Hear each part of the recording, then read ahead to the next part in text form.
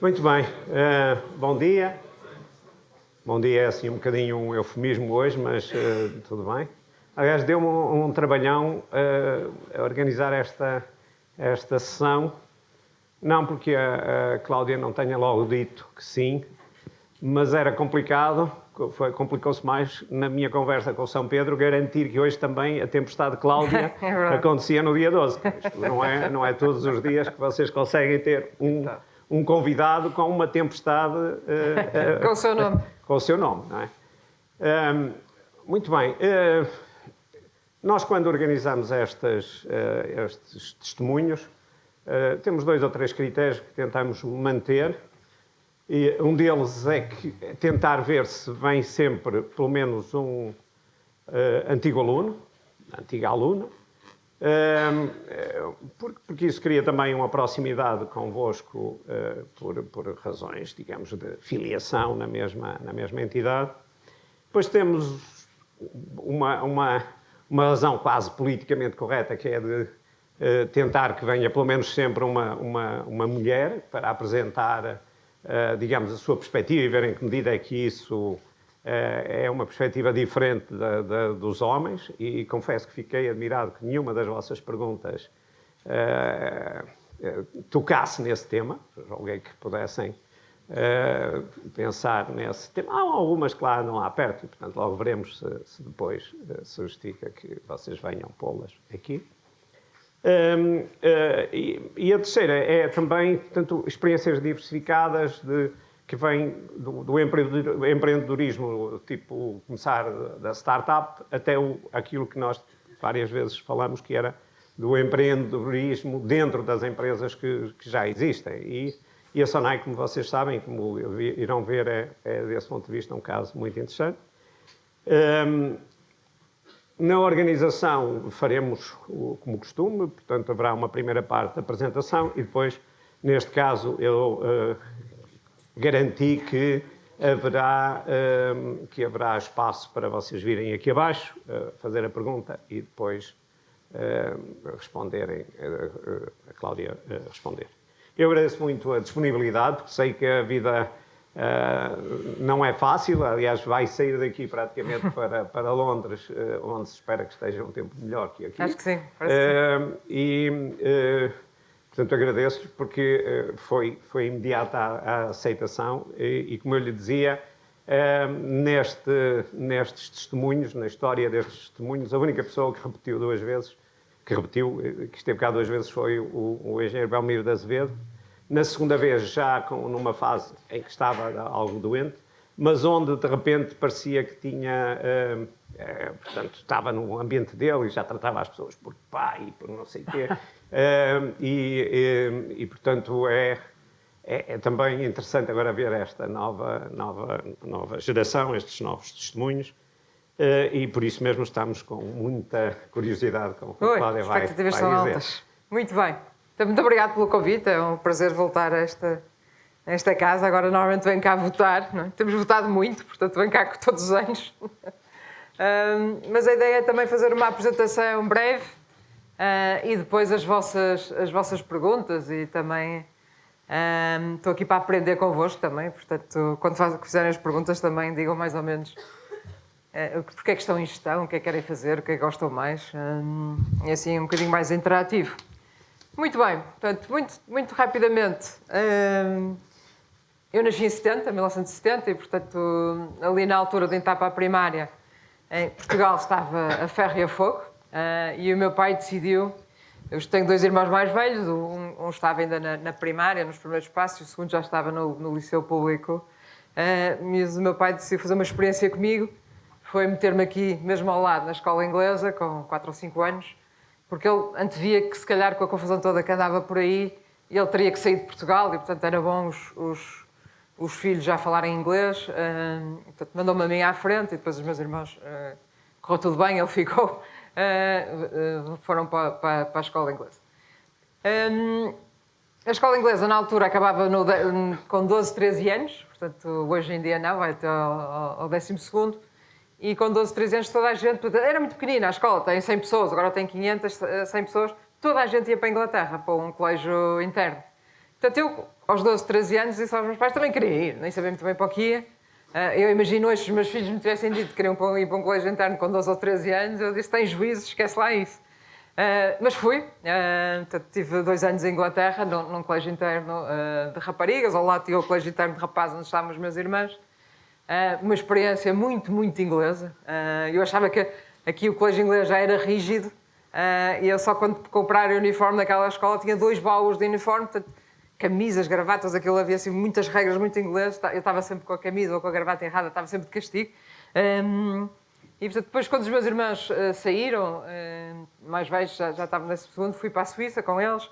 Estive lá 4 anos, 2 anos no sistema inglês, numa escola inglesa na Suíça, e os últimos 2 anos mudei para o sistema francês. Por uma das razões que eu mudei é que eu não fazia a mínima ideia do que é que queria fazer.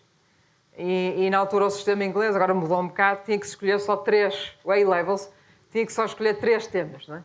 E, portanto, se escolhesse 3 temas para fazer os exames do 12º, queria dizer que a partir do 11º não fazia ciências, ou faria ciências, não fazia cultura ou história, e mudei para o sistema francês, o bacalaureado é bastante mais alargado, e pronto, e fiz aí, mudei, foi ótimo, aprender línguas é ótimo, é uma coisa que eu recomendo imenso, é tão assim de choque, chegar ao 11º, fazer química em francês, mas é rápido, nesta altura os cérebros são muito rápidos. Depois fui para... ainda nesta coisa que não fazia a mínima ideia o que é que queria fazer, quando fiz o BAC, no 12º, até me candidatei a biotecnologia, não sei se na Católica, não fazia a mínima ideia, então pensei assim, olha, como eu não sei, o sistema, na altura o meu irmão mais velho estava a morar em Bruxelas, estava na Universidade de Louvain-la-Neuve, e Bruxelas tinha, não sei se ainda tem, um sistema muito interessante da universidade, que era, os 2 primeiros anos eram comuns, era uma coisa chamada Candidature em Ciência Económica, Social e Política. Portanto, quem ia para a Economia, quem ia para Ciências Políticas, Sociologia, etc., tinha sempre, os 2 anos eram sempre os mesmos, e depois escolhia-se, eu pensei, olha, para quem não sabe o que quer, isto é ótimo. Portanto, fiz lá esses 2 anos, e depois já estava um pouco farta de estar fora de Portugal, e voltei, e entrei aqui na Católica, não é? Portanto, foi assim, um percurso bastante internacional, para acabar 500 metros de casa e a 500 metros onde eu tinha começado a escola primária. Portanto, esse é o percurso. Saí da Católica para trabalhar na Sonai num projeto muito inovador na altura, o cartão Universo, que ainda existe, ainda é um dos principais cartões. Já mudou de dono, a Sonai vendeu ao BPI, depois recuperou do BPI, mas um projeto muito interessante, que era um projeto da parte financeira com um cartão de retalho, e foi um sucesso e correu muito bem. E depois passamos para o Banco Universo, que foi um falhanço total,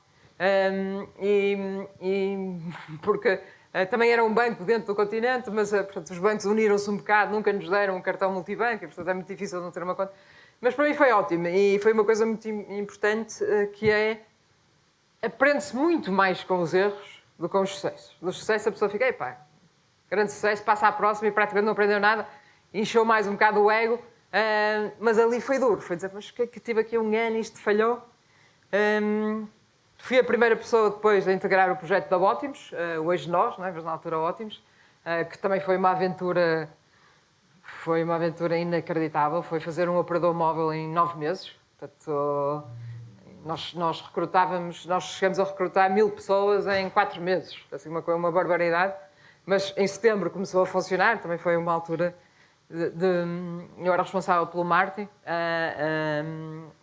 de particulares, marketing comercial, e portanto foi uma altura espetacular, um projeto mesmo. Começar hoje de novo uma coisa, é quase difícil ter assim uma coisa com tanta dimensão em Portugal ou lá fora.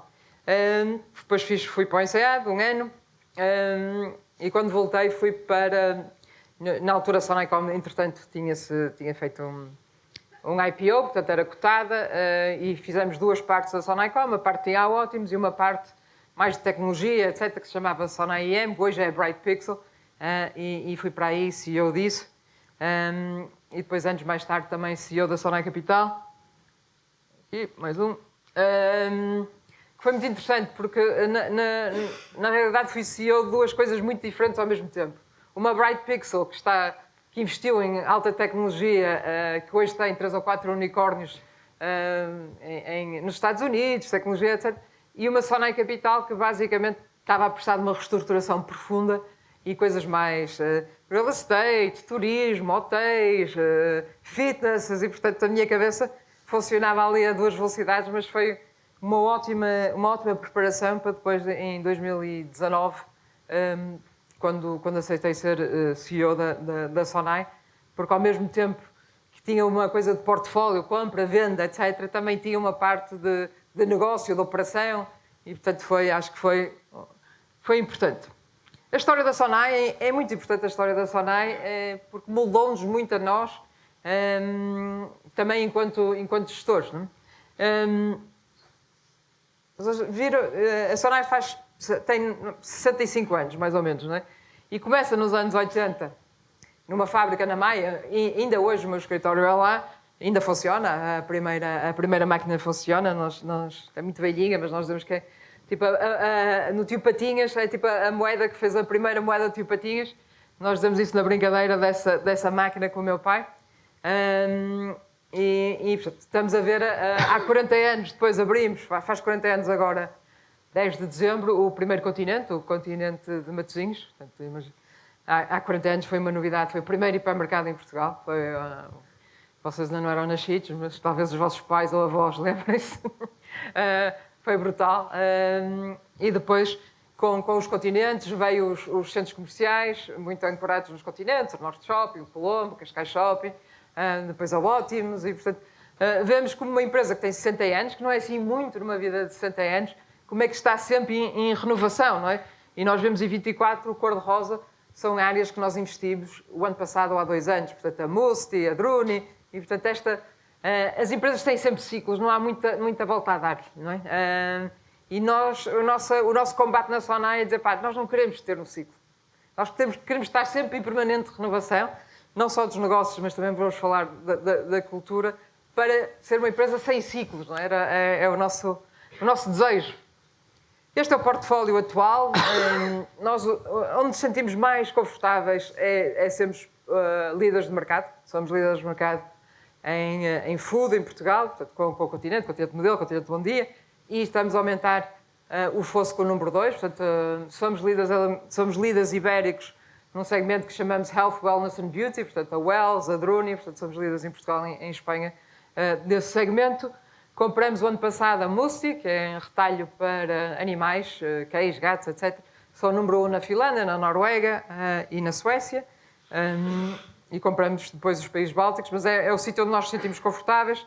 Esta coisa de internacionalização agora que nós estamos a fazer na Sonai é uma internacionalização muito com a gestão local.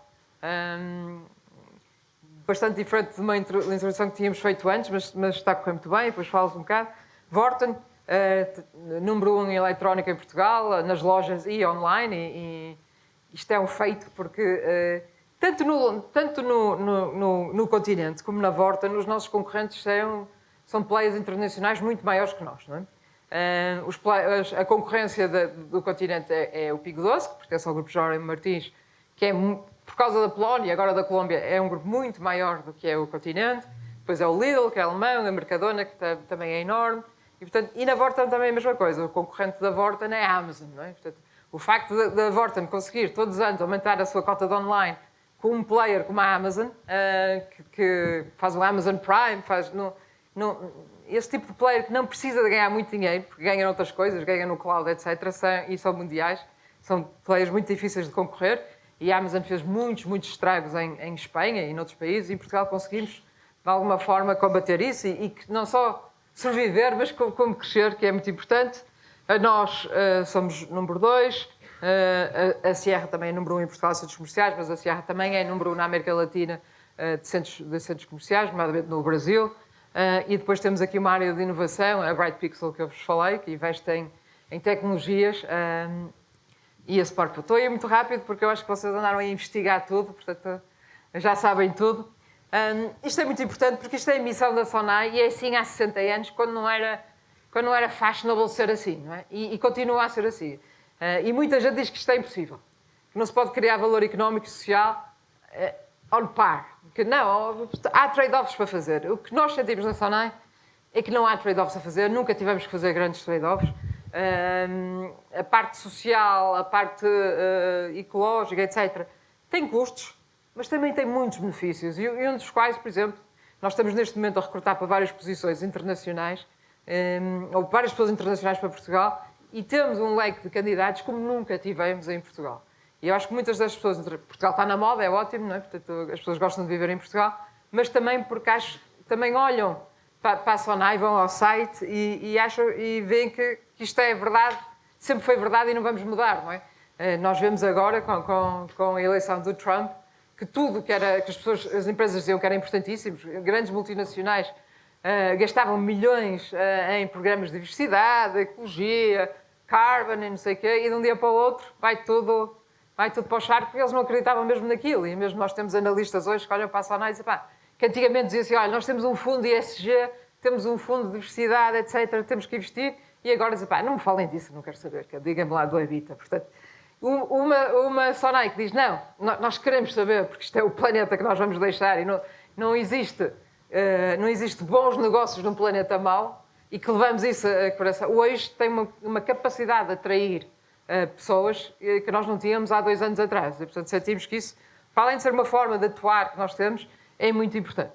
Os nossos valores são os mesmos há 60 anos. Regularmente, de 10 em 10 anos, olhamos para os valores e damos algum tweet, alguma modernização, mas são estes e são muito importantes e são o que nos guiam. A Sonai é uma empresa muito informal. Nós não somos uma multinacional com um pack de regras para tudo e mais alguma coisa. Ou se existem, também não sei, mas não existem. E, portanto, é muito da pessoa pensar assim, vou confiar nesta pessoa ou não? Esta tem os meus valores ou não? É por isso que eu digo, se uma pessoa até pode ser espetacular, ter resultados espetaculares, mas se não tem os nossos valores, temos que a despedir. Uma maçã podre faz muitos estragos. Uma pessoa que não tem estes valores, isso é sempre muito importante para nós. Estamos muito bem na Sonai. Em Habita, vê-se ali que deixa um bocadinho no Covid, obviamente.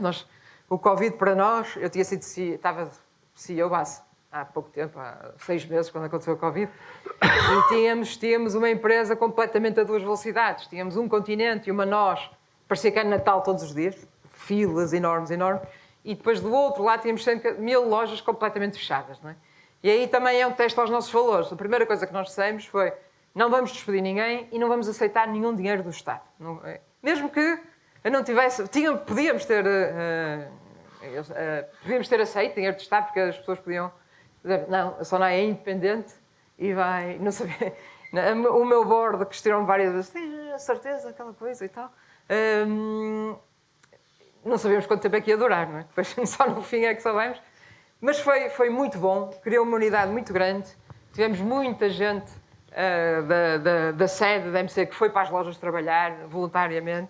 Nunca tivemos que fechar nenhuma loja, os nossos concorrentes estavam a fechar. E depois, quando o Covid acabou, nós conseguimos crescer mesmo muito porque tínhamos as pessoas preparadas, enquanto as outras pessoas as pessoas tinham ido para casa, etc. E foi muito difícil alguns concorrentes nossos voltar a trabalhar e as pessoas estarem motivadas e sentirem-se que foram bem tratadas. E nós aqui disparamos a seguir e, portanto, muito importante também na cultura. E também nota-se na ação. A ação também estava muito desvalorizada, mas está a correr muito bem. Também vou passar rapidamente sobre isto, mas aquela coisa que eu vos disse da nossa missão, ser criar valor económico e social de longo prazo e as duas coisas estarem on par, também é muito importante. Os meus bónus, os meus variáveis e toda a minha equipa também têm este género de KPIs, mulheres em posições de liderança, descarbonizar e tentamos assinar todos que são os protocolos mais difíceis. A forma que nós funcionamos é, por exemplo, plásticos, que eu, se tiver tempo fazes no fim, assinamos o protocolo mais difícil que existe de plásticos. Assinamos o Acordo de Paris. E depois não fazemos a mínima ideia como é que vamos chegar lá, mas acabamos por chegar, porque depois de assinar temos que fazer e a Sonai é a referência. Por exemplo, aqui no Standard & Poor's, fomos para o yearbook deles o ano passado. A Sonai é muito pequenina a nível mundial, não é? E, portanto, ter estas medalhas é importante porque representam o trabalho que nós temos. Muito bem. O último capítulo aqui de transformação cultural, antes das vossas perguntas. A cultura é talvez a coisa mais importante numa empresa, não é? O Peter Drucker dizia: Culture eats strategy for breakfast. Nós podemos ter a melhor estratégia para uma empresa, se as pessoas não estão envolvidas, não vai acontecer. Não vai acontecer nada. Eu não posso fazer uma estratégia agora por decreto, se calhar se estivesse na China ou na Coreia do Norte, podia fazer, mas aqui não. E, portanto, temos de ter a cultura. A cultura é muito mais importante que a estratégia. E nós estávamos a falar um bocado do Covid, agora no apagão. Nós também não fechamos nenhum continente, os nossos concorrentes fecharam, porque é aquela coisa de, nós não podemos decepcionar os nossos clientes. E, portanto, vamos meter-nos no carro, vamos andar aí nas bombas de gasolina a buscar gasóleo para os geradores, para manter a loja aberta, mas vamos as tripas de coração. Essa cultura de... a Sonai pode ter algumas... Tem, de certeza, algumas coisas que tem que melhorar muito, mas quando nos atira um problema muito difícil, o Covid, o apagão, eu acho que não há ninguém melhor a resolver esse problema que a Sonai. E quanto mais complexo, melhor versus a concorrência. Não é? E um pouco por esta cultura de união, desenrasque, das pessoas unirem-se. E há uma coisa muito engraçada que nós tentamos, de alguma forma, agora também que isso se torna um pouco mais permanente.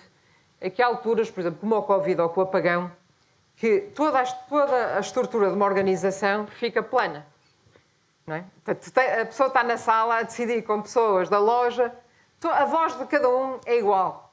Porque não há tempo para, agora vou pedir ao chefe do meu chefe autorização. Não. E isso foram lições muito importantes para a Sonai. Temos que temos que tomar camadas, temos que puxar pelos mais jovens. E, na verdade, por exemplo, no Covid nós tínhamos uma reunião todos os dias às 6 da tarde. Tomávamos milhões de decisões. Tomamos milhões de decisões durante as decisões. Mas nenhuma foi assim errada. Não é? E, portanto, digo sempre assim, essas decisões, se fosse no nosso ramo normal, se calhar demoravam meses. Porque é que não... Temos sempre agora esse objetivo que as pessoas viveram, conheceram, e isso é a nossa ambição, de ser uma empresa extremamente ágil, extremamente rápida, e estamos a trabalhar nisso na cultura. A cultura Sonai não é fixa. A cultura tem que ser, de alguma forma, moldada à situação onde estamos, o contexto e a intenção. E a cultura Sonai tem sido muito diferente, não é? Portanto, o crescimento, os anos 60, 70 na Sonai, portanto, quando começamos com painéis de madeira, e esta era foi sobretudo muito importante para a Sonai porque criou uma união que ainda hoje existe muito entre todos os colaboradores. Se vocês repararem, aqui a Sonai pertencia ao Banco Pinto Magalhães e na altura de 25 de Abril os bancos todos foram nacionalizados. A Sonai era uma pequena empresa de painéis falida, porque a ideia tinha sido, um francês tinha convencido o Afonso Pinto Magalhães que era ótimo fazer uns laminados com o que sobra das uvas, e contrataram um jovem engenheiro, meu pai, da Faculdade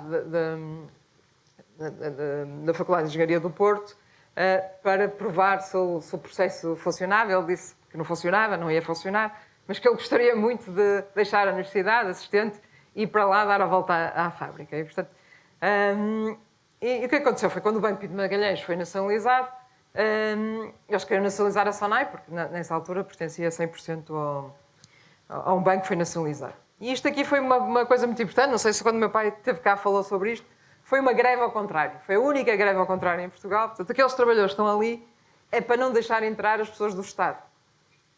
E aquilo diz assim, queremos a nossa administração fora o Instituto Português de Empresas. E tiveram 2 meses assim, sem receber salário, e o meu pai não conseguir entrar na fábrica. Não é? Depois lá chegamos a um acordo, que a pessoa lá do Estado podia ir almoçar todos os dias à cantina, mas não podia tocar em nada, nem fazer nada, e ele aceitou perfeitamente.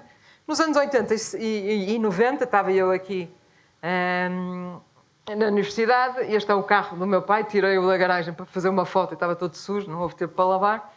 Mas o meu pai, quando se metia num novo negócio, por exemplo, nos continentes ou no Porto Palácio, que abriu como Sheraton, nos hotéis, gostava muito de visitar lá fora. Portanto, eu fiz as férias aqui da Católica em agosto ou julho, ou o que era. Portanto, fizemos os Estados Unidos 3 semanas em que todos os dias mudávamos de hotel. Fizemos este carro, o meu pai tinha acabado de o receber, e fizemos toda a Espanha sempre a parar em hipermercados. Ao fim da terceira semana, eu e a minha mãe, estamos 40 graus, um agosto horrível, começamos por Sevilha. Aí eu e a minha mãe disse, olha, deixa-nos aqui e vai tu, porque já não se aguenta de tanto ir para o mercado. Mas isso também sempre foi assim na vida, tipo, sempre uma vontade de aprender, e eu acho que a Sonai, nessa altura, também tinha essa coisa de... Portugal também era o que se chama uma catch-up economy, não é? Nós não tínhamos hipermercados, não tínhamos telecomunicações decentes, não tínhamos, portanto, havia muita coisa para fazer, não havia... A ideia de abrir um hotel no Porto era que o Porto não tinha nenhum hotel de 5 estrelas, e o meu pai achava que o Porto devia ter um hotel de 5 estrelas, portanto, havia sempre...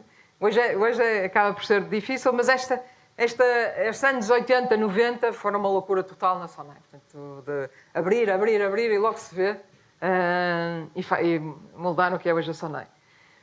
2000, crise financeira, crise em Portugal. A Sonai tinha muita dívida no balanço porque tinha comprado aquilo tudo, tinha feito os hipermercados, tinha feito a nós, tinha feito os centros comerciais e, portanto, a cultura acabou por ser uma cultura de vamos apertar o cinto, vamos procurar eficiências operacionais e, portanto, kaizens, coisas assim, um bocado, e que eram muito importantes, porque se não tivesse acontecido isto, hoje não estaríamos aqui. Os anos 20, mais de disrupção, de coisas novas, de novas tecnologias, já tínhamos o balanço feito para outros voos, isso é a era que estamos a viver hoje. E a história deste monge é muito interessante. Portanto, era eu não sei, se eu pai há 2 anos, uma coisa assim, e eu vou sempre a Davos no início do ano, em janeiro, e depois em Davos há sempre muita gente que quer falar connosco e vender-nos coisas, aquilo é muito intenso, começa com um pequeno almoço às 7 da manhã e acaba à meia-noite, e aquilo há uma app em que as pessoas pedem para falar, eu normalmente digo que não a todos, porque estou ali para aprender mais do que alguém me vender uma coisa, e aparece uma mensagem deste monge de Kyoto, um monge também não vai vender nada. Tipo, e naquela coisa de aprender, olha, vou aceitar a reunião com o monge. E lá fui eu, ele está sempre assim vestido, ele está sempre todos os anos ainda. Lá fui com o monge e ele fica assim calado. E eu pensei, bem, agora como é que se faz conversa de circunstância com o monge? E ele não falava. E eu disse-lhe, então, os monges têm especialidades? Eles têm uma especialidade. A minha especialidade é ligar gerações uma à outra que nunca se vão conhecer. E, portanto, sei lá, um avô que não conhece um neto. E como é que se pode fazer essa ligação? E para mim foi muito interessante, porque quando eu aceitei o mandato de ser CEO da Sonai, era isso que eu tinha na cabeça. Não era tanto ligar gerações que não se conhecem, mas era dizer assim, o meu objetivo na Sonai é deixar isto muito melhor do que eu recebi para os meus filhos, para os meus sobrinhos. E, portanto, isso sempre foi um bocado o que eu tinha em mente. Não tenho mais nenhum objetivo que senão esse. E este monge fez assim, mas realmente eu tive os meus filhos, os meus sobrinhos, quase todos tiveram a felicidade de ter conhecido o meu pai há muitos anos, não é? Mas se não tivessem conhecido, ou por exemplo, os filhos dele, eu já sou tia-avó de uma menina de 1 ano, essa nunca vai ter conhecido o meu pai, nunca conheceu o meu pai, não é? E como é que eu faço esta ligação? Como é que eu garanto que a Sonai chega aos meus netos e sobrinhos netos melhor? Pus-me a pensar nisso e quando voltei para a Sonai, expliquei aos meus CEOs que tinha encontrado um monge e tal, e que agora tínhamos que fazer um programa de transformação cultural. E ainda nos reímos hoje porque na sala houve assim um silêncio e depois o CEO mais velho, tem mais confiança, disse: Cláudio, tu piraste. E começou talvez o maior programa de transformação cultural que a Sonai teve, que está a acontecer agora, há 2 anos e meio, e acho que os resultados que nós vemos são muito fruto disso. Então, o que é que estava a acontecer na Sonai? A Sonai estava a correr muito, muito bem, ainda está a correr muito, muito bem. E é muito difícil, nessa altura, as pessoas mudarem, não é? Aquela coisa de o que nos trouxe até aqui não é o que nos vai levar para a frente. É muito verdade, não é? Os skills que nós tivemos para fazer um continente há 40 anos não são os mesmos skills que nos vão levar para o futuro, não é? A inteligência artificial não existia, o mundo muda muito rapidamente, as pessoas mudam muito rapidamente e, portanto, nós estamos a ter muito sucesso com os skills antigos, mas nós temos que, neste projeto de transformação cultural, ganhar estes skills novos todos. E, portanto, nós tínhamos baixa tolerância ao falhanço, ao risco, tomávamos poucos riscos, ninguém queria ser visto como aquela pessoa que matou o projeto. E estamos a dizer, não, mas isto é super importante, se nós não tomarmos risco, é como estávamos a dizer, o falhanço do Banco Universo foi talvez a coisa que mais me marcou na vida. E já tive outros a seguir. O importante é falhar rápido e aprender. Mas se eu estou sempre a acertar, estou a deixar muitas oportunidades na mesa. Mas isso na Sonai é muito, muito difícil. E, portanto, estamos nessa transformação cultural. O mais engraçado é que este ano em Davos estava eu a falar com o monge, já numa de cafés, e passo ao Ministro da Economia português, que já não é, o Pedro Reis, e vai-me cumprimentar e depois olha assim para o lado, vê o monge e pensa assim, o que é que a Cláudia está a fazer? Eu também pensei, ainda agora não vou explicar, é uma história comprida. Mas foi muito isso e acho que este processo está a ser muito interessante e mudou completamente a forma como nós pensamos. Nós pensámos muito incremental, não é? Fazíamos um orçamento ou fazemos sempre um plano a 5 anos, pegávamos no ano anterior e dizíamos, vamos crescer 5%, isto é uma batelada, não sei. E agora, há 2 anos, o que é que nós fazemos? Dizemos assim aos CEOs dos negócios, qual é o teu sonho? Daqui a 5 anos, como é que tu vês o continente? Como é que tu vês a Vorten? Sem entraves, o dinheiro é ilimitado, a imaginação é ilimitada. Como é que tu vês a Sonai? E depois, fazendo o Dream, nós chamamos do Dream, para trás, o que é que nós precisamos? Isso mudou completamente a forma de pensar da Sonai. Também aumentamos muito os prémios, portanto, o prémio máximo andava ali por volta de 150% do target, não é? Pode ir até 200%, aceleramos imenso. Fizemos muita coisa, fizemos 2 projetos que ainda estão a decorrer, da forma como planeamos e da forma como remuneramos as pessoas, muito para ter esta velocidade, e nota-se muito na Sonai nos últimos 2 anos, começamos a crescer a uma velocidade incrível, o continente está a crescer 10%, like for like, é uma coisa nunca vista e difícil de explicar. Ontem tive o board da Sonai e diziam, eles estão todos contentes, os independentes não executivos, e eles diziam assim, a única coisa que eu não percebo é porque é que vocês estão a crescer 10%. Porque não é? Porque a concorrência não está. E é difícil, porque é quase uma coisa que está no ar, uma coisa de uma velocidade que nós queremos imprimir nos nossos negócios. E, portanto, o que é que nós achamos? Que os negócios fizeram o seu sonho e a Sonai tem que ter um sonho. E quando começamos o nosso mandato, eu e a Comissão Executiva, somos 3 só, na altura o João Doloso e o João Gunter, agora o João Gunter quis ser CEO da Bright Pixel e trocamos com o CEO, portanto agora eu e o Eduardo Piedade, fizemos um sonho, que nós sonhávamos que para o ano a Sonai devia ter 10 bi. Fazíamos a mínima ideia como é que íamos lá chegar. E na verdade chegamos um ano antes e mais 1 bi, com coisas que nós nunca imaginámos. Vendemos a Sport Zone, e a que nós tínhamos em Espanha, não estava nada no nosso plano. Foi um conflito com o acionista da JD que provocou, foi uma venda ótima.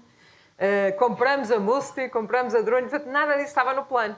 Mas como tínhamos assim, um objetivo tão grande no plano, estávamos sempre a pensar um bocado fora da caixa. E uma das coisas que nós fizemos, nós tínhamos o objetivo na Sonai, há 3 ou 4 anos, que todos os nossos plásticos da marca própria do continente, 100%, deviam ser reciclados é reciclado, tem várias e não conseguimos atingir este objetivo, ficamos a 90 e tal. Não conseguindo atingir este objetivo, somos o melhor supermercado e hipermercado do mundo nesta parte. E, portanto, porquê é que não conseguimos atingir este objetivo? Porque há uma série de plásticos, sacos de batatas fritas, aquela coisa cá à volta das bolachas, que não existe em Portugal, não são recicláveis. Portanto, a pessoa mete aquilo no plástico e nada acontece. Não é? E, portanto, não há ponto verde que recicla estes plásticos. Estamos agora, noutra Sonai, a investir em algumas tecnologias, noutra empresa da Fanora, a investir em outras tecnologias. E até fizemos um anúncio, dizer, falhamos. Mas se não tivéssemos 100%, estaríamos hoje a 80 e tal, estamos a 93, 94. E, portanto, esta coisa de assumir com orgulho que não conseguimos, mas o que conseguimos é muito melhor do que tínhamos antes. Nós começámos com 30 ou 40. Foi um trabalho louco, porque imaginem, todos os produtos de marca própria Continente, alguns têm 3 ou 4 plásticos diferentes, um vem da China, um vem de Taiwan, e portanto, ir aos fornecedores todos, mas portanto e sempre a cumprir isto de que a Sonai será unstoppable, unsatiable, unshakable quest for success, de um crescimento sustentável. Espero que não tenha demorado muito. Não, muito bem, muito obrigado, foi excelente.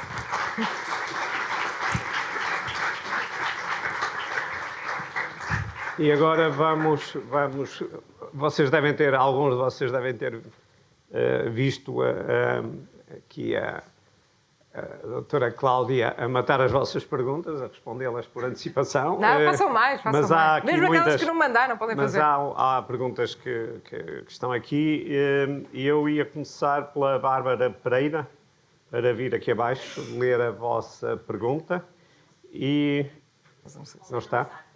A Bárbara Pereira não está. Quem é do grupo dela? Está, afinal. Estava incógnita, mas com este verde não é fácil passar por incógnita. Cláudia, Bárbara, ali, se não se importa, tem a pergunta ou quer? Está aqui. Não, está aqui. É que diz um. Né? Isto, acho que já está onde? Está. Portanto, a sua pergunta é essa. Então, Bárbara, porquê é que escolheste o curso de Sistema? Eu já disse que não sabia mais o que fazer e vim para parar.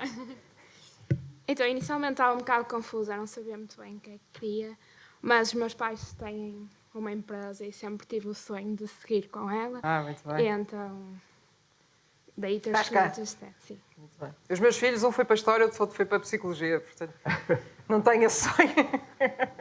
Pois, pronto, passando à Não, Psicologia adoro. Quero ir à clínica e tudo. A sua liderança marca uma nova geração na história da Sonai. Como conseguiu encontrar um equilíbrio entre honrar o legado de seu pai, Belmiro de Azevedo, e afirmar a sua própria visão num contexto empresarial e social tão diferente? Antes de a Cláudia responder a esta, obrigado, Bárbara, eu sugeria que o Francisco Brito, se quiser ser, Francisco Brito, se está, venha fazer a sua pergunta, porque de algum modo tem uma ligação. Eu não tenho relógio, a que horas é que acaba a aula? Não tenho pressa, é só para gerir aqui. À volta de 1 menos um quarto. Ok. Mas como também não se tem relógio, não sei que horas. Esta, aqui.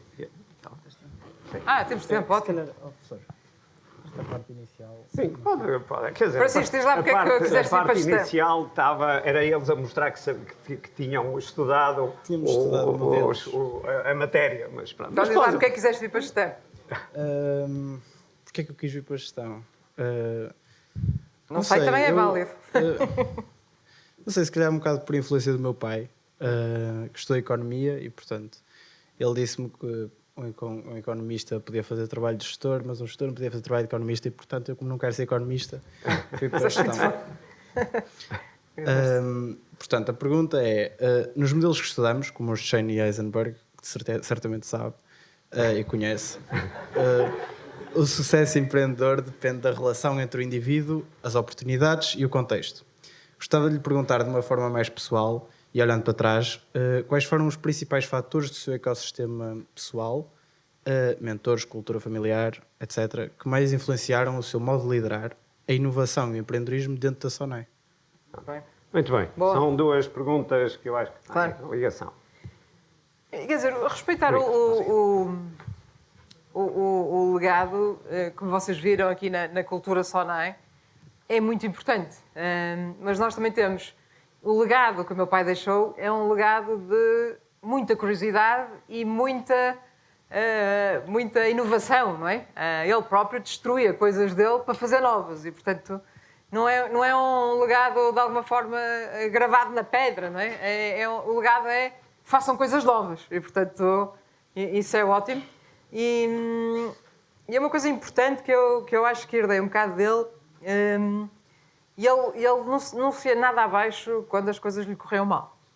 Demorava umas horitas, tipo... ele sempre quis ter um banco, fez várias tentativas, a OPA. Era muito fair play. Ele, aliás, nós fazíamos imenso desporto, imenso, porque o meu pai achava que era no desporto que havia fair play. Portanto, aos fins de semana levávamos sempre para jogar coisas, porque para nós perdermos, para termos fair play. E eu acho que isso, herdei um bocado isso de... no Covid, a minha coisa era acalmar as pessoas. Eu estava muito calma, não sei porquê, mas acho que é uma coisa boa. Dizer assim, pá, nós estamos aqui para fazer coisas novas, umas não vão correr bem. Portanto, esse legado é muito importante, de não andar ali, pá, agora falhamos isto. E muitas vezes na Sonai encontrei isso, porque não tivemos sucesso em Espanha, com o aborto. Pá, calma aí, já passou. Agora o importante é vender aquilo, sair e partir para outra, não é? Portanto, acho que nesse sentido o legado é muito bom. Façam coisas novas, sejam muito curiosos. Ele adorava aprender, estava sempre a ler 4 livros ao mesmo tempo, não é? E acho que isso, de alguma forma, herdei isso. Há 15 dias estive em Stanford uma semana a aprender sobre a inteligência artificial. Adorei aquilo, podia ter ficado lá um mês. E, portanto, essa coisa de estarmos sempre muito atentos, ele depois fez... Mas hoje é muito fácil a pessoa ir para Harvard ou ir para Stanford, não é? Vem na internet. O meu pai foi para Harvard quando não havia nem internet nem telefones móveis. Portanto, como é que ele soube que existia Harvard e foi para lá e depois foi para o board de Harvard e depois foi para o board da London Business School? Criou vários cursos de gestão aqui no Porto. Portanto, essa coisa de estar em permanência inquietude de que o Andy Grove dizia only the paranoid survive. Eu acho que isso é um legado muito importante. Eu estou sempre a pensar que vem aqui alguém destruindo os nossos negócios. E, portanto, nunca estamos confortáveis. Estavas a dizer que nós somos número 1, o continente a aumentar muito a sua cota de mercado, mesmo com a Mercadona a entrar, a Vorten a aumentar. Mas estou sempre irrequieta. Estou sempre um bocado quando as pessoas dizem nós vamos na transformação cultural, mas porquê é que precisamos de mudar? Estamos a ganhar. Eu disse, não. Quer dizer, claro que precisamos de mudar, não é? Uma das coisas que aprendi lá, o que mais me soou em Stanford foi dizer status quo is broken. Nós não podemos, e isto é muito também um legado do meu pai, é dizer assim, pá, nós não podemos, agora que estamos bem, dizer assim, pá, isto é que é maravilha, não vamos fazer nada, não vamos tocar em nada, porque aí posso-vos garantir que vamos perder a posição. E a segunda pergunta também tem um bocadinho a ver com o legado do meu pai. O meu pai nunca fez uma distinção entre rapazes e raparigas. Tratava-me exatamente como os meus irmãos. Como eu era um bocado mais nova, tenho 4 anos de diferença de um e 5 do outro, acabei por ser a que estava em casa mais e, portanto, até acompanhei bastante mais as viagens deles, que os meus irmãos já conseguiam dizer que não, e com os amigos de férias eu tinha mesmo que ir. E mesmo na gestão, tinha vários diretores de primeira linha, míticas na Sonai. Portanto, essa coisa eu nunca tive sempre, nem me questionei. Eu lembro quando foi anunciado na Sonai que eu ia ser CEO, as mulheres ficaram todas contentes, todas felizes, e eu fiquei assim um bocadinho...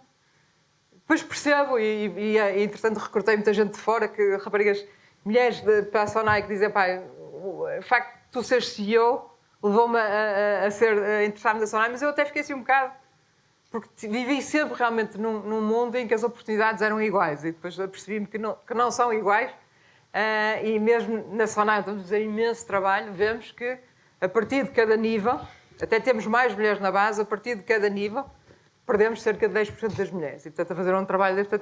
Essa coisa, essa cultura em casa de tudo é possível e não há diferença absolutamente nenhuma. E até, quer dizer, eu acho que até acreditavam mais em mim do que eu em mim própria, às vezes, não é? Quando pediam, CEO da Sonai, eu, não sei se consigo. E hoje isso é fundamental. Eu não imagino, há algumas empresas que têm gestão familiar, que depois está tudo abatatado aos acionistas. Eu nem imagino o que é isso, porque eu tenho, desde os meus sobrinhos, etc., tenho um apoio muito grande, muito... Isso é um descanso enorme. É um descanso enorme. Portanto, acho que isso é importante. Muito bem, isso abre um bom caminho para a próxima pergunta, que eu pedi ao Matias Amerle, não sei se é assim que se diz ou não, para a vir apresentar. Matias, qual é a sua origem? Alemã. Alemã. Muito bem. Então está aqui. Então, Matias, porquê é que vieste para a gestão? Pá, eu estive a pensar nisso. Agora já tiveram tempo de pensar. Eu agora estava a pensar, talvez preferia ter ido para a engenharia, mas depois lembrei-me porque é que eu vim para a gestão. O meu avô é um Braumeister, ou foi um Braumeister, que é um mestre cervejeiro, e ele tinha uma cervejaria, Hammerle Beer, que é que já existia desde o século XVII, creio. E os meus primos têm uma que já existe desde o século 15. Bom. É um grande conhecedor de cerveja. Mas aquilo teve um final triste. É assim? Foi à falência, normal. Cervejaria pequenita. E talvez a minha ideia depois era talvez restaurá-la. Muito bem. Maravilha, um bom objetivo. Sim. E a cerveja é a melhor parte. É uma boa desculpa para beber muito. Pronto, a minha pergunta era: a transição geracional em empresas familiares é frequentemente apontada como ponto de vulnerabilidade. Quais foram, na prática, os maiores desafios de liderar uma organização herdada e que medidas tomou para garantir a independência de gestão e meritocracia? Sim, a Sonai é um pouco diferente das outras empresas porque, quer dizer, deve haver outras iguais, mas assim que eu conheço, porque nós fizemos, o meu irmão foi CEO 10 anos, não é? E depois quis sair, e portanto nós fizemos na mesma geração, não é normal, uma transição de CEO, portanto nós somos a segunda geração, o meu pai a primeira. O meu principal objetivo desta terceira geração é que sejam muito bons acionistas. Não, nem tanto bons gestores. Se forem bons gestores ajuda muito, mas não têm essa obrigação, não é? Podem ir a fazer história, psicologia, como os meus, porque calhou, eventualmente, bem, não sei, o mercado dirá, que nós estamos preparados para assumir, mas não tem que ser familiar e tem que ser a melhor pessoa, não é? O meu pai dizia que nós tínhamos que ser avaliados 20% melhor que os outros todos, para provar que tínhamos o mérito de lá estar. Claro que temos coisas que nos ajudam imenso, não é? O facto da pessoa nascer na Sonai, não é? Eu passei os meus fins de semana, ainda hoje conheço aquela fábrica atrás para a frente, porque no fim de semana íamos para lá brincar, andar de empilhador, e portanto vivemos aquela cultura em casa que é muito diferente de alguém que entra de fora, não é? O resto é muito diferente, as próximas gerações não vão ter essa convivência, não é? E eventualmente a família aí tem uma vantagem, não é? Para estes projetos de longo prazo, não é? Mas aqui tem que ser mesmo mérito. E mérito à sério, não é? Não é mérito, olha, vamos tick the boxes do mérito. Muito bem, agora ia chamar cá, deixa-me cá ver onde é que está a pergunta. Está aqui. O André Campos.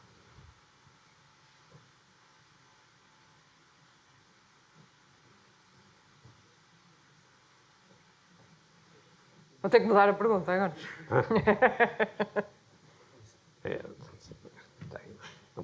É essa, não é? Este auditório é muito melhor do que o meu tempo.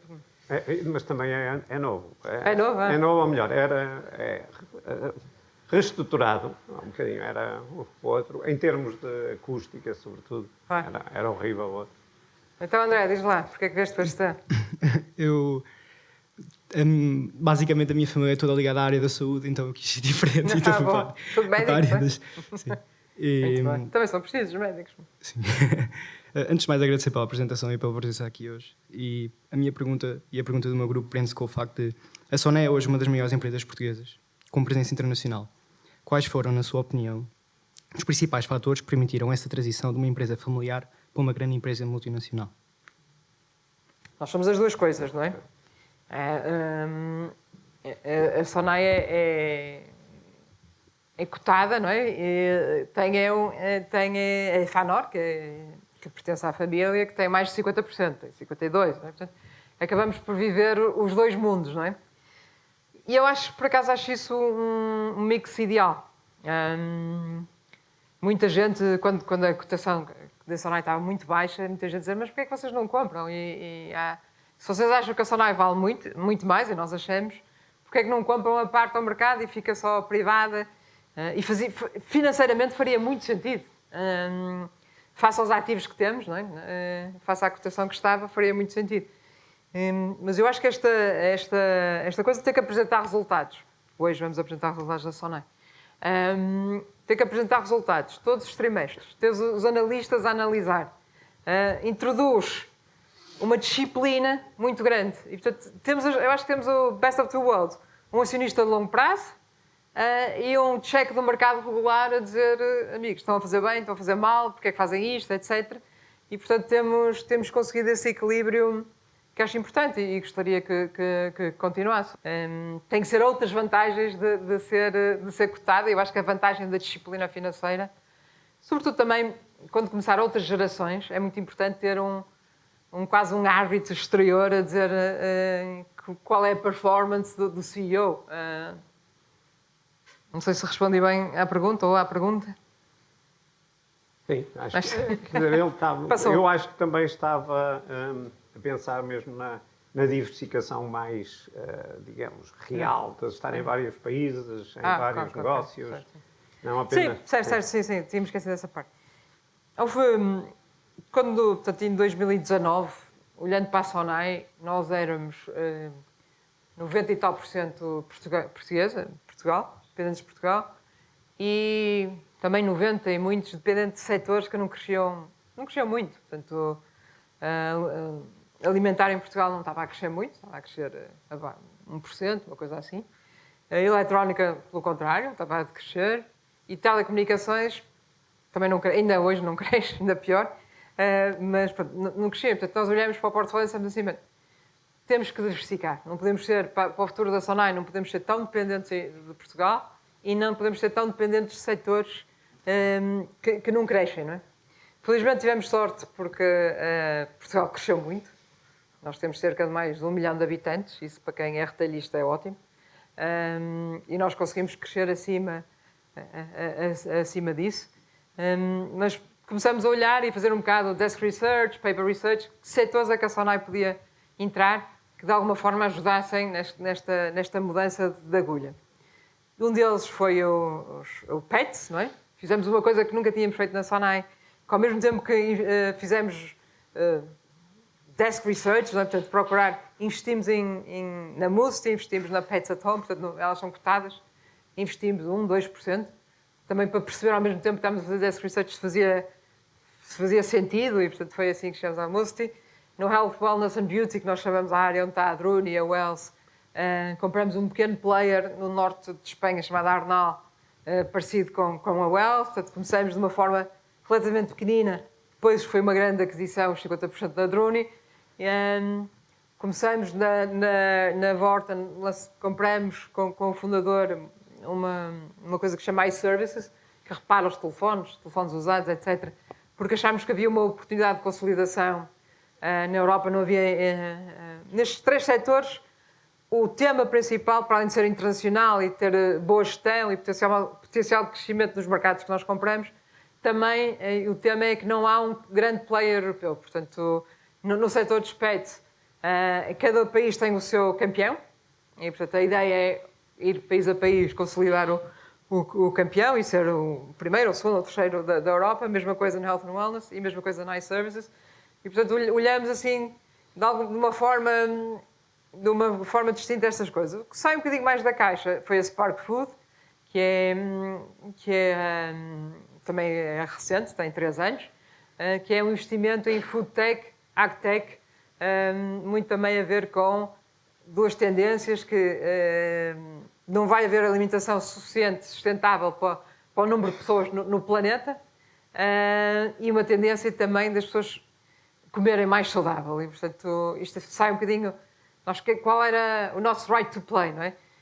De alguma forma conhecemos bem um consumidor, portanto, as tendências do consumidor, e vê-se isso no continente, as vendas de biológico orgânico dispararam, e ao mesmo tempo compramos mais de 90% da nossa produção de frescos em Portugal, e portanto temos um clube de produtores com 150 produtores que também conhecemos bem, e portanto a ideia foi investir, não em Portugal, nenhum investimento da Spark Food é em Portugal, mas investir nessa tendência, e o maior investimento são 180 milhões numa empresa francesa que tira das penas de patos e de frangos um aminoácido que depois, por exemplo, toda a gama de antialérgicos para comida para cão e gato da Royal Canin é feita com... tem esse aminoácido lá dentro. No fundo, é cães que são alérgicos à carne, por exemplo. Um bocado cães modernos. O meu. Esse pequeno aminoácido que vem das penas sabe um bocadinho a carne e, portanto, eles comem isso. Ou essa produção também das penas sobra para fazer fertilizantes para os terrenos, de uma forma muito natural. é um negócio que corre muito bem, mas é completamente circular, portanto, é coisas que se deitariam fora ou fariam farinha barata para gado. Estamos a criar um produto altamente caro, altamente bom e muito caro, e portanto também foi isso um bocado. E agora, neste momento, para além de os nossos negócios em Portugal estarem a crescer muito e serem o que nos dá o conforto de poder fazer as outras coisas, o crescimento do continente é inacreditável, a produção, o EBITDA, o free cash flow do continente, permite-nos agora ter estas, eu chamo-lhe duas e meias avenidas de crescimento na Europa, porque é a Musti e a Droni, nesta consolidação europeia, e o meio é iServices, não porque não acredito, mas a dimensão é completamente diferente dos outros. Mas, portanto... Olá, bom dia. Força. Olá, então, porquê é que escolheste isto? Eu fiz a escolha um pouco ao contrário. Eu acho que foi eliminando principalmente aquilo que eu não queria e depois das opções que sobraram, gestão era aquilo que se enquadrava mais com aquilo que gostava. Quais eram as alternativas? Acho que ia mais para economia, marketing. Também considerei se calhar psicologia, mas acho que gestão era um pouco mais amplo e cumpria mais as medidas. Pronto. A psicologia vai ser muito importante. Sim, sim, sim. Isto ser CEO, basicamente, é lidar com pessoas. Sim, sim, sim. O sem resto dúvida. é fácil. Pronto, relativamente à pergunta, sabemos que a SONAI, tal como também falou na apresentação, valoriza tanto a ambição, também fala do talento de todos e também a ação ética com o principal objetivo de, como falou, criar valor económico e também social. Numa organização tão diversificada, com negócios que vão do retalho até à tecnologia, como é que garante que todos estes setores partilham dos mesmos valores e visão estratégica, ou será que esta diversificação acaba por levar a uma perda de identidade? Obrigado. Ótima pergunta. Nós tivemos essa preocupação também agora neste projeto de transformação cultural. Não é? O que nós chamamos, que é uma coisa que não conseguimos definir nem escrever, é o que é Cola SONAI. Não é? É tal coisa que está no ar, é Cola SONAI, são os nossos valores, a forma de atuar, como é que eu vejo alguém. É por isso que é tão importante vocês irem para as empresas e trabalharem, não trabalharem de casa. Porque, sobretudo muito novos, aprende-se a ver outras pessoas. Nestes projetos de transformação cultural, o que é que nós fazemos? Fazemos projetos com pessoas de várias empresas, não é? Trabalhando no mesmo problema, não é? Portanto, conseguimos assim o buy-in. Temos muitos fóruns na SONAI em que as pessoas também estão todas juntas. Temos o Fórum de Recursos Humanos, o Fórum de Contabilidade, de Finanças, que traz também toda a gente junta. Comunicamos regularmente com as pessoas. Há SONAIs que têm culturas ligeiramente diferentes umas das outras, não é? Um continente é uma organização bastante mais hierárquica, militar, porque eu não posso ter uma pessoa no continente que, embora tenha que dar muita autonomia às pessoas, não posso ter uma pessoa que decide que só abre a loja às 11, porque é melhor e tal, não é? Tem que haver toda a gente abre a loja às 8 ou às 9 e fecha, não é?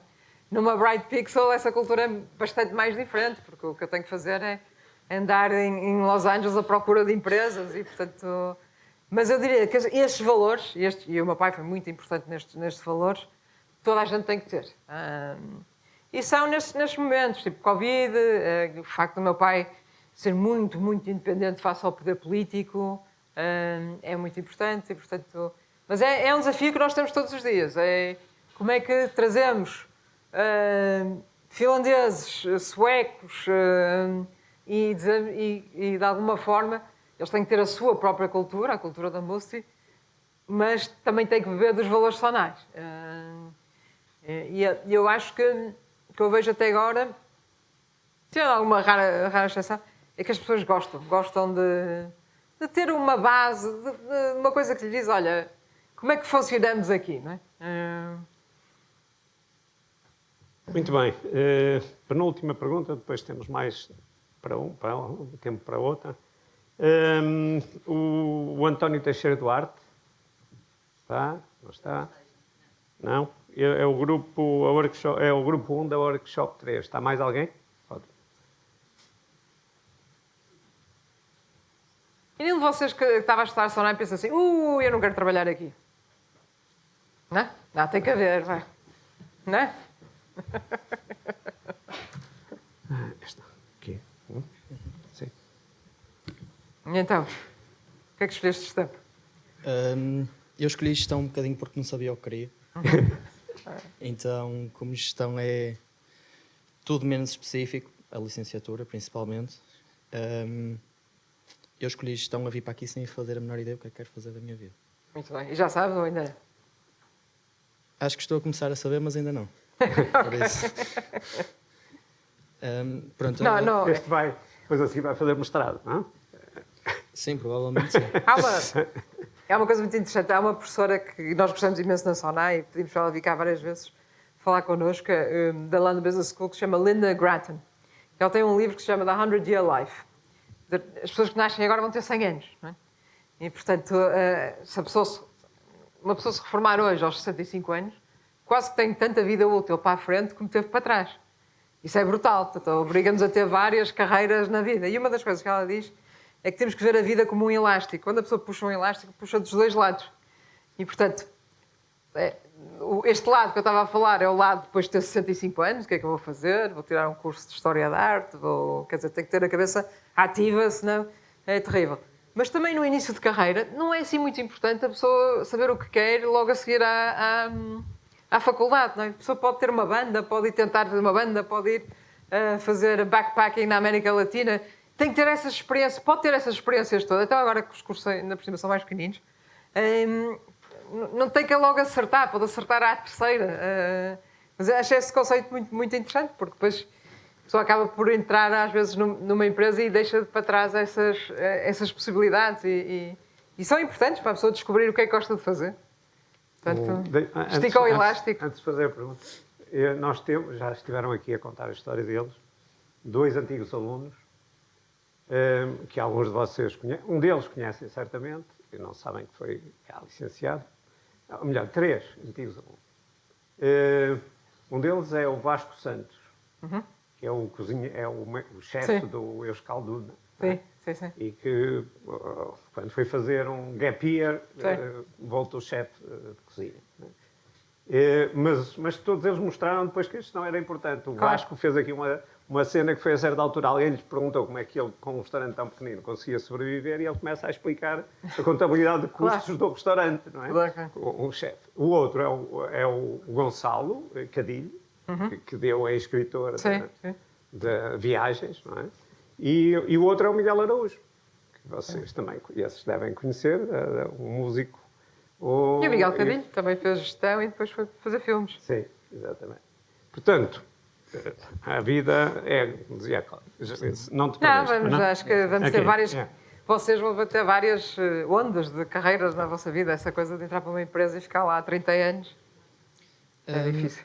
A nossa questão é, a SONAI é um grupo de grande dimensão e com uma estrutura organizacional consolidada. De que forma é que, dentro dessa realidade, a empresa procura fomentar o espírito empreendedor e a inovação entre os seus colaboradores? Não, esse é super importante, não é? Este projeto todo de transformação cultural é muito à volta disso. É muito à volta de não podemos perder o espírito de sermos pequeninos. E somos. A nível mundial somos muito pequeninos. Também já... O turnover, o 11B, já tem uma dimensão significativa, mas somos muito pequeninos, não é? A Walmart por dia, se calhar, faz mais do que a SONAI num ano, mais ou menos. E, portanto, temos de ter a pior coisa que nos podia acontecer é que a nossa dimensão parasse, a nossa criatividade ou a nossa inovação. E, portanto, fazemos muito esforço para que isso não aconteça. Mas não é fácil, porque é muito fácil. As coisas que mais chateiam às vezes, vamos lá fora, vamos ver uma loja e eu acho que aprendo sempre uma ou duas coisas numa loja, mesmo que a loja seja um caos total. Mas a coisa que mais me chateia às vezes é quando vou com uma equipa e eles começam a dizer não, estes são piores que nós, estes são piores que nós, estes são piores.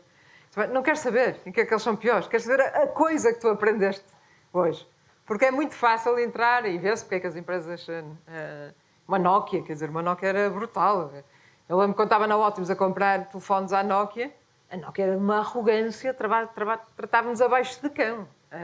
E quando veio os smartphones, a Nokia disse, isso não, o nosso sistema é muito melhor, não queremos isso. Não é?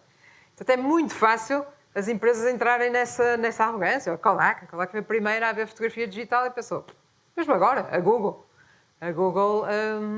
o paper que fez estes modelos de ChatGPT foi feito na Google. E alguém disse, isso vai matar aqui o search.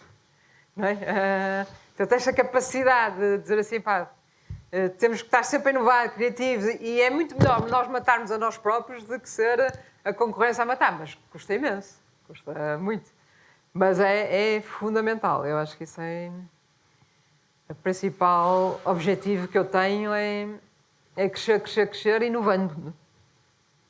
Muito bem, a última pergunta vai ser o Tomás Moreira. É uma pergunta também curtinha, embora... Então, Tomás, porquê a gestão? Eu também, foi com os colegas, também não fazia a mínima na altura. Isto é um bom curso, isto deve ser uma coisa de publicidade para o curso de gestão. Se não fizerem a mínima, vêm cá parar. Eu sabia o que não queria, agora o que queria... É o precisamos máximo de não se fazer a mínima. É um bom... Força. Eu, quando fiz o MBA, ok. o MBA é muito interessante porque temos colegas de todo lado, não é? Do meu grupo era de História da Arte, austríaca, e toda a vida tinha trabalhado para organizações não governamentais e o objetivo dela era ter sempre 0 lucros, tinha que dar 0. Porque se fosse positivo, não tinha os subsídios. E eu ria-me com ela em contabilidade, porque isto não tem que dar lucro, não é? E na verdade, vêm pessoas, arquitetos, História da Arte, não sei o quê, e depois fazem ali uma lavagem do MBA que saímos todos iguais. Então esta pergunta vai bater certo. Então, não sabia. O que é que aprendeu sobre a liderança que nenhum MBA ou manual de gestão poderia ensinar? Muito bem. Pronto. Obrigado. Aqui, quer dizer, acho que aqui na licenciatura é bastante diferente, porque a pessoa está a começar. No MBA, que tem a vantagem, e agora as pessoas às vezes fazem MBAs muito cedo, e eu diria sempre que há uma vantagem muito grande em ter trabalhado bastantes anos antes de fazer o MBA. 95% do que aprendi no meu MBA também vinha de gestão, não é como a minha colega austríaca vinha do Museu de Arte.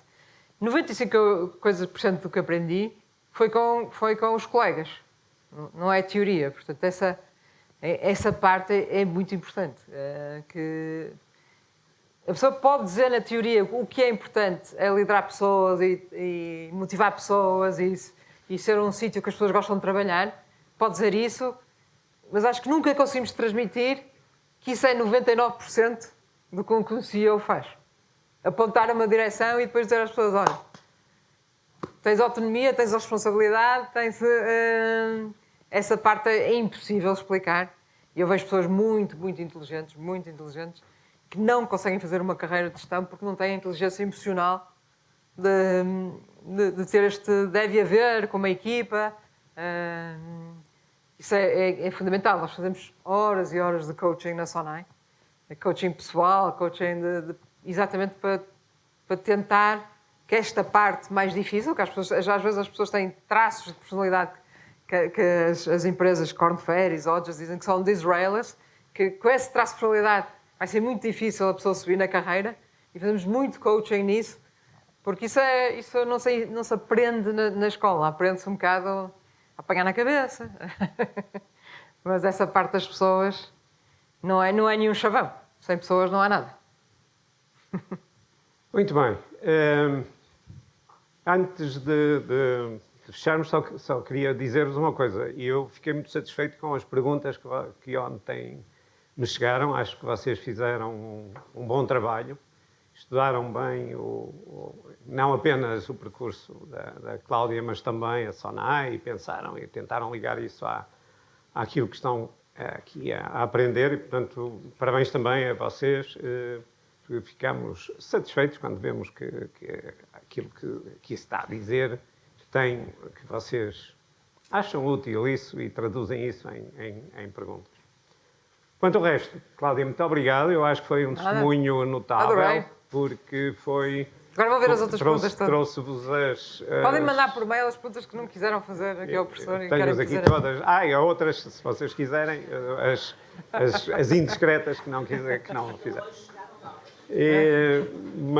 Mas eu acho que foi um excelente testemunho, portanto, de alma aberta, não é? E que vos transmitiu também uma coisa que é...